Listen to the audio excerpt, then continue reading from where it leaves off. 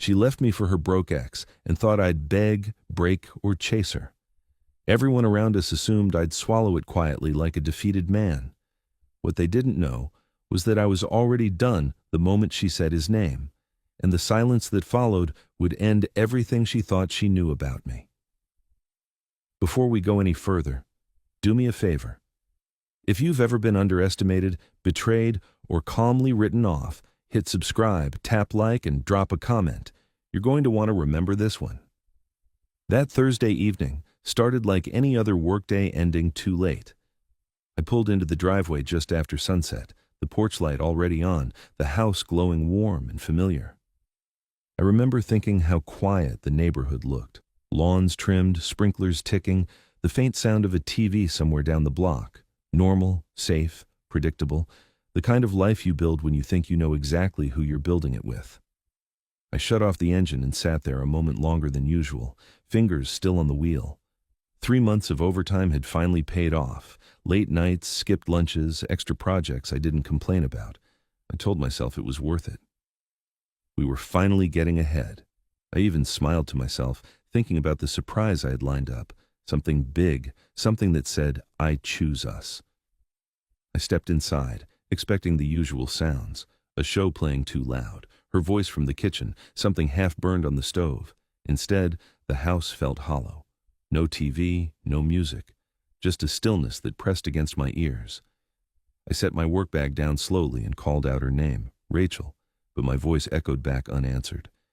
That's when I saw her in the kitchen, standing perfectly still, facing the window like she was watching a life that no longer included me. She turned around when I spoke again. Her face was pale, her expression tight and rehearsed. Not angry, not sad, controlled. The kind of look people wear when they've already made a decision and just need to inform you of it. "We need to talk," she said. Those 4 words carry weight when spoken like that. I nodded once, calm on the outside, even though something cold slid through my chest. I leaned against the counter and waited. She folded her arms, took a breath that sounded practiced, and said, "I think we should separate. No buildup, no hesitation, just a clean cut." I didn't raise my voice. I didn't ask her to explain herself right away. I just looked at her, trying to recognize the woman I'd married 3 years earlier, the woman who used to laugh too loud at bad jokes, the woman I trusted. When I finally spoke, my voice surprised even me. Steady, flat. "Why?" She said it wasn't working anymore, that she'd been thinking about it for weeks, while I was staying late planning surprises, telling myself this phase was temporary. I asked her the question every man eventually asks in that moment. Is there someone else? She paused, just long enough. "It's not like that," she said quickly. "It's just, Mark needs help." Mark, her ex from college, a name I hadn't heard spoken out loud in years, a man she once described as ancient history. Apparently, history has a way of resurfacing when it's convenient. She told me his business had failed, that his divorce wiped him out, that he was struggling and needed support, and then she said the line that changed everything. "He needs me more than you do." I didn't interrupt her. I didn't argue. I watched her talk herself into righteousness, watched her convince herself this was noble instead of selfish. She said I was strong, successful, that I'd be fine without her, that Mark didn't have anyone else. That's when I realized something important. She wasn't asking my permission. She was announcing her exit. I reached into my pocket without thinking, fingers brushing against the keys I'd been carrying all day. The weight of them felt different now, heavier, useless. I looked at her one last time and said, "If that's what you want, then we're done talking." Her eyes widened. Maybe she expected a fight, tears, promises. Instead, she got silence. And silence, I would soon learn, is far more dangerous than anger. That night, I didn't sleep. Not because I was pacing or drowning in memories, but because the house felt unfamiliar in a way I couldn't explain. The same walls, the same furniture, the same faint creak in the hallway floor, but something essential had already left before she packed a single suitcase. Rachel moved through the bedroom quietly, opening drawers, closing them again, as if she was surprised by her own decision. I lay there on my side, eyes open, staring into the dark, listening to the soft rustle of a life being folded away. By morning, half her closet was empty. She left a short note on the kitchen counter, written in that neat handwriting I used to admire. I'm staying with Mark for now. I hope you understand. No apology, no explanation. Just a period at the end, like the conversation was officially closed. I read it once, then dropped it into the trash without tearing it up. Some things don't deserve the effort. The silence after she left wasn't loud. It was clean. I made my own coffee, sat at the table, and watched steam rise from the mug while the sun crept through the blinds. For the first time in years, there was no tension in the air, no unspoken pressure to perform, explain, or reassure. I felt tired, yes, but not broken. Around noon, my neighbor Linda knocked on the door. She was retired, sharp-eyed, the kind of woman who noticed everything and forgot nothing. She didn't bother easing into it. I saw her leave with suitcases yesterday, she said. Everything all right? We're separating, I replied. Her eyebrows lifted, then slowly drew together. I figured something was off, she said after a pause. I didn't want to say anything before, but I've seen a man picking her up during the day. Different cars, always in a hurry. I thanked her for telling me and closed the door gently. I didn't need more details. The picture was already clear. While I was staying late at work, she was making time for someone else. Not accidentally, not impulsively, deliberately. That afternoon, I called an attorney named Daniel Harper. A colleague had recommended him years ago after his own divorce. Daniel didn't waste time with sympathy. He asked practical questions, gave straightforward answers, and told me what to expect. No kids, minimal shared assets, clean process. When I hung up, I felt something unexpected. Relief. That evening, I met my friend Chris at a bar downtown. We hadn't seen each other in months. He took one look at my face and said, "All right, what happened?" I told him the shortened version. No drama, just facts.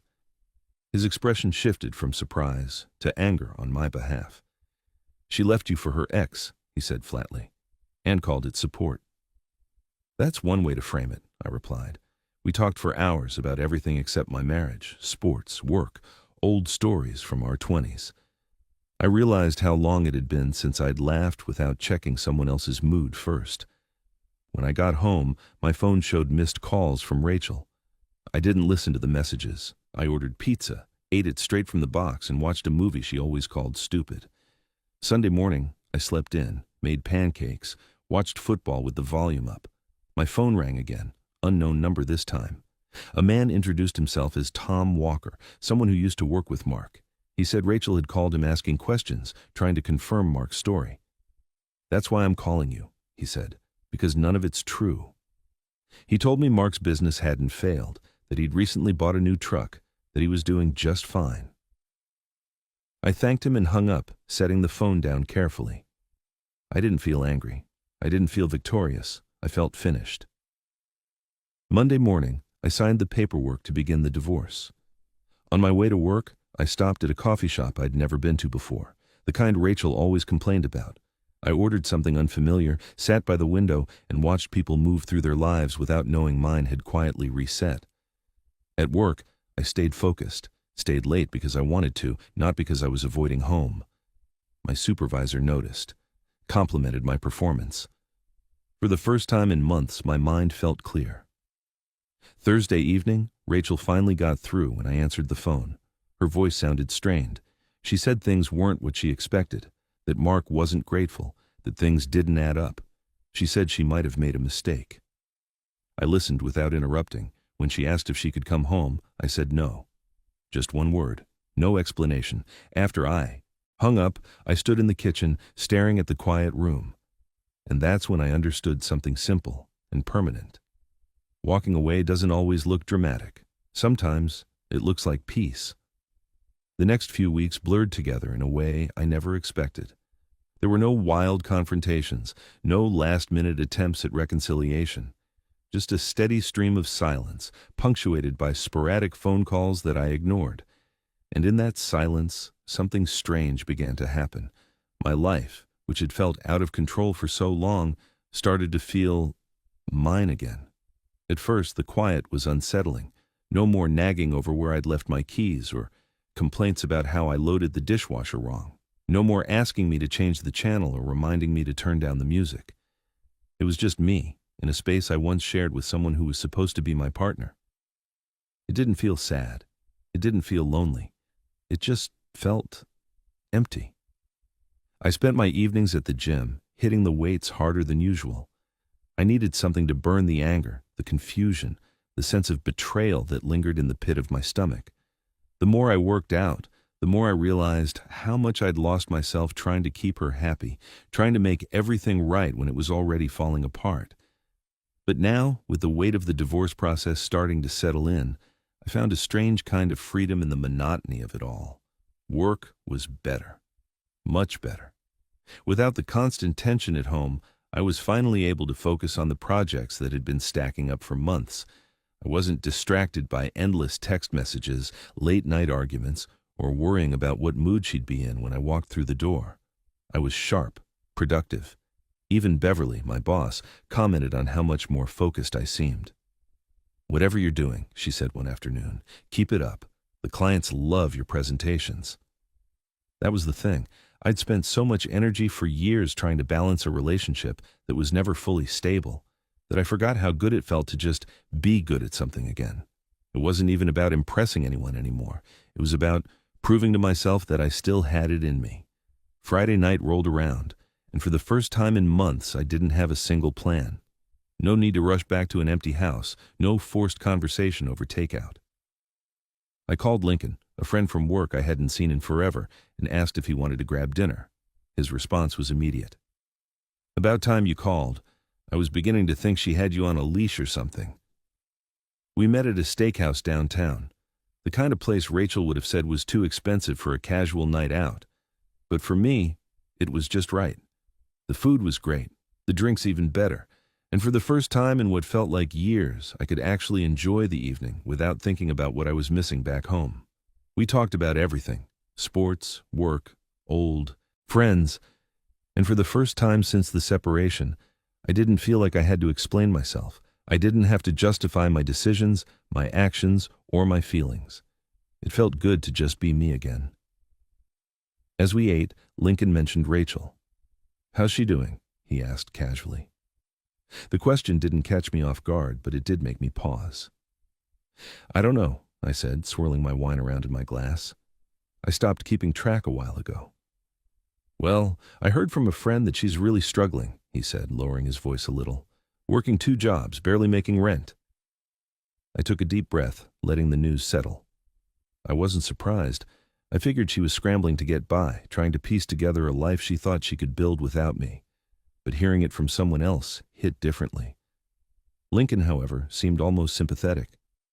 "She's in a bad place, man," he said, a frown forming on his face. I looked at him and shook my head. "She made her choices. This is the result of them. I don't feel bad for her. I feel sorry for the person she used to be, but not for the person she is now." Lincoln looked at me for a long moment, then nodded slowly. "I get it. You're right, but it doesn't mean it's easy." "It's not easy," I agreed, "but it's right." When I got home that night, the house was quiet again. The kind of quiet I had grown used to. My phone buzzed a few times, a couple of voicemails from Rachel that I didn't bother to listen to. Another message came through around midnight. "It's me. Can we talk?" I stared at the text for a while, unsure of what to do. My finger hovered over the screen. Maybe this was it. Maybe she'd finally come to her senses. But I wasn't ready to engage in that conversation. Not yet. Not when I still had so much to sort out for myself. I turned the phone over, face down, and went to bed. The next few days passed in a similar haze. I went through the motions, each day feeling more and more like I was living my life again. Work was better, the gym routine was becoming a ritual, and I even started cooking more at home. I didn't need to explain to anyone what I was doing or why. I just did it. I enjoyed it. And when the weekends came, I started taking time for myself.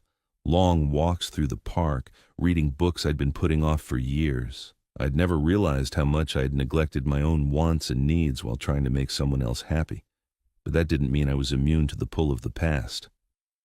A week later, Rachel called again, This time, I answered, though I didn't want to. I need to talk to you, her voice came through, shaky and uncertain. It was the tone I hadn't heard in months. I know I made a mistake. I listened but didn't say anything. I had nothing to say. I'd already heard it all before. I know I hurt you. I left for the wrong reasons, but I made a mistake. I've realized that. It was tempting to jump in, to argue, to demand answers, but I didn't. Instead, I just let her speak, let the words hang in the air between us, knowing deep down that it was too late. "Where are you now?" I asked finally. "I'm still here," she said, her voice quieter now. "I'm just trying to figure things out." "Good luck with that," I said, then ended the call before she could say anything else. I wasn't angry. I wasn't vindictive. I was just done. And in a strange way, that felt like the most peaceful decision I could have made. The divorce was moving forward, though it was slower than I wanted. Her lawyer was trying to drag things out, but I knew it was just a matter of time. There was nothing left to fight for. And every day that passed made me realize just how much better I was without the constant emotional weight she had brought into my life. A month later, I finally made a decision. I drove to the Tesla dealership, the same one I'd been to months ago, where I'd originally planned to surprise Rachel with a brand new car. The salesman greeted me with a smile, clearly remembering me. "You still looking for that model?" he asked. I shook my head. "No, I've decided I want something different, something just for me." We spent the next couple of hours going through the options. In the end, I went with a midnight blue Model S, sleek, fast, and exactly what I wanted. It wasn't about showing off, it was about celebrating the person I had become without her. It was my way of telling myself that I had made it out the other side. That evening, I drove the new car home. As I pulled into the driveway, I felt a sense of finality. This was my life now. I had reclaimed it, and I was ready for whatever came next. But even as the engine hummed beneath me, I couldn't escape the feeling that this was just the beginning. The calls didn't stop after that. If anything, they multiplied. Morning, afternoon, late at night. Missed calls stacked on my screen like background noise I refused to acknowledge. I didn't block the number. I didn't need to. Silence was doing the work for me. Silence has a way of forcing people to sit alone with the consequences they've been trying to escape. About 6 weeks after she left, Linda knocked on my door again. Same careful knock, same concerned expression. She stepped inside just long enough to deliver the news. "I ran into your wife at the grocery store," she said. She looked rough, like she hadn't slept. She was arguing with someone on the phone in the parking lot, loud enough for people to stare. I nodded, neither surprised nor curious enough to ask more. But Linda wasn't finished. "My niece works at the bank on Main Street," she added. "Said your wife came in trying to cash a check that bounced, something about a loan." That word stuck. Loan. Later that night, my phone rang again. I almost ignored it, but something told me to answer. Her voice came through strained, raw, like she'd been crying for hours. She didn't waste time easing into it. Mark was gone, left town, took the money she'd given him and disappeared. She admitted she'd taken it from our joint savings, convinced she'd get it back quickly. Now the account was empty. Credit cards maxed. No place to stay except a weekly rate motel off Highway 9. "I'm in real trouble," she said. "I need help." I listened, really listened, and what I felt wasn't anger or satisfaction. It was distance, like watching a storm from behind thick glass. She asked if she could come back, just temporarily. Sleep on the couch, figure things out, promised she wasn't asking to fix the marriage. I told her no. She cried harder, accused me of being heartless, asked how I could let her fall apart like this. I told her the truth. She didn't fall. She walked, step by step, every choice deliberate, and I wasn't responsible for catching her now that she didn't like where she landed. When I hung up, I turned my phone off and sat in the quiet kitchen. Clean counters, no clutter, no tension, just peace. And I understood something then that I hadn't before. Peace isn't loud. It doesn't demand attention. It just exists when chaos finally leaves. The divorce paperwork moved forward. My attorney confirmed she hadn't responded, likely couldn't afford to. The process was clinical, efficient, almost cold, and I welcomed that. Emotion had already run its course. This was just Cleanup. Life settled into a rhythm I didn't know I'd been missing. Mornings at the coffee shop where the barista knew my order. Workdays that felt focused instead of draining. Evenings that belonged entirely to me. I slept better, ate better, thought clearer. Without constant emotional negotiation, everything felt lighter. Then one Saturday afternoon, as I was washing my car in the driveway, a beat-up sedan pulled up. A woman stepped out, her sister Megan. She walked toward me with urgency in her eyes. "We need to talk," she said. "No, we don't," I replied calmly, drying my hands. "She's not okay," Megan insisted. "She's working 2 jobs, barely eating, losing weight. She's family." I looked at her evenly. "She's your family, not mine." Megan's voice sharpened. "You really don't care anymore?" I paused, then answered honestly. "I care about people who didn't create their own disaster. Your sister did." Megan stared at me like she didn't recognize the man in front of her. Maybe she didn't. I wasn't the same man who'd swallowed disappointment quietly anymore. I wasn't angry. I wasn't cruel. I was clear. "She made a mistake," Megan said. "She made a choice," I corrected. "And now she's living with it." Megan left without another word. As her car pulled away, I caught a glimpse of my ex in the passenger seat. She looked smaller, tired, defeated, and I felt nothing. No triumph, no pity, just closure forming quietly, piece by piece.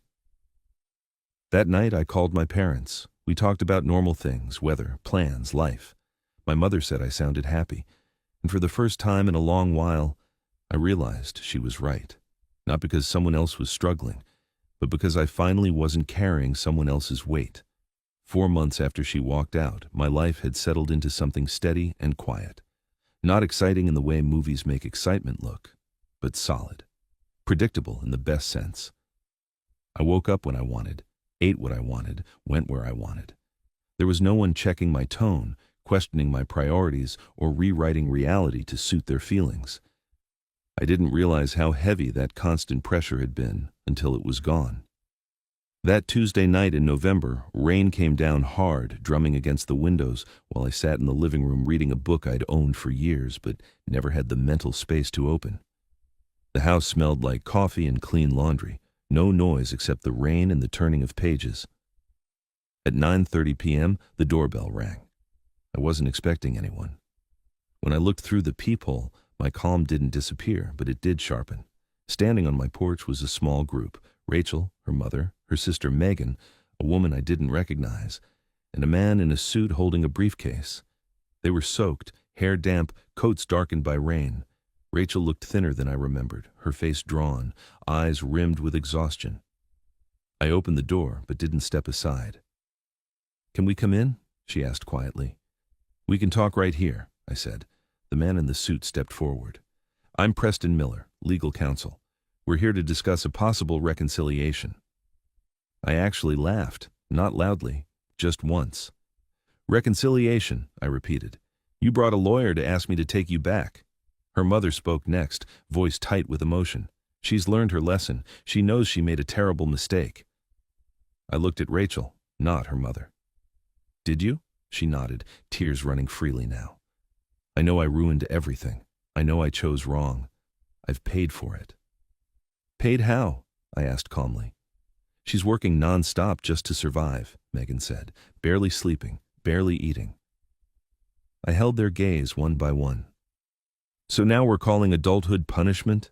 Rachel stepped closer, rain dripping from her hair onto the porch. "Please," she said, "I know I don't deserve it, but I'm asking for another chance." I stepped outside and gently closed the door behind me so we were all standing in the rain together. 4 months ago," I said evenly, "you told me another man needed you more than I did. You didn't hesitate. You didn't ask for time. You didn't look back." "I was confused," she whispered. "No," I said. "You were certain. You chose him. You chose his story over our marriage. You chose to walk away." The lawyer tried to interject. "If there are financial arrangements," I raised my hand. "Stop." Rain soaked through my shirt, but I didn't move. "You're not here because you miss me," I continued. "You're here because the plan failed. The money is gone. The man is gone. And suddenly the past looks safe." "That's not true," Rachel cried. It is, I replied. You don't miss me. You miss stability. You miss not being responsible for your own decisions. Her mother gasped. Her friend shook her head, but no one argued. Rachel's voice broke. Where am I supposed to go? I answered without anger. The same place everyone else goes when they make bad choices. Forward, on their own. Silence settled between us, heavier than the rain. Finally, I spoke one last time. Don't come back here. Don't call. Don't send people to speak for you. This ended the night you chose someone else. I turned, went inside, and locked the door. From the window, I watched them stand there for a moment, unsure what to do next. Then they slowly returned to their cars and drove away. I poured a glass of whiskey, sat back down with my book, and listened as the rain softened. Inside my house, everything was quiet, and for the first time in months, I knew it would stay that way.